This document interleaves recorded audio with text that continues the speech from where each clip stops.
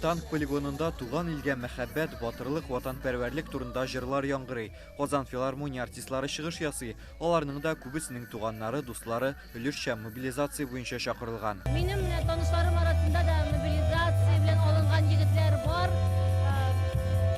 Мин бүгенге егетләр аша аларга да барысына да исән-сау әйләнеп кайтуларын телим. Туган ил турында җырласак, biz аларның йөрәгендә, менә шул батырлар йөрәгендә ничектер, ниндидер, менә ут я, шунда җылыткыч бирәбез аларга ничектер дә. Бирдә 20 сәнгать әһеле чыгыш ясады. Сәхнәдән яңгыраган җырлар аларның күңеленә үтеп керә. Алар артистларга кушылып җырлый, кайберләре биедә.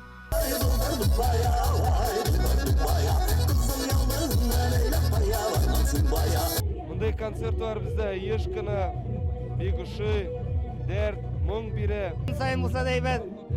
Без только рады, как сказать. Мондай концертлар безгә көч бирә. Казан Экспода да ир егетләр өчен патриотик рухтагы концерт оештырылды. Чулпан Йосыпова тип йөрәгем дип җырлап дәрт бирсә, Зәйнәп Фәрхетдинова белән Зөфәр Билалов янымда син булсаң җырын башкара.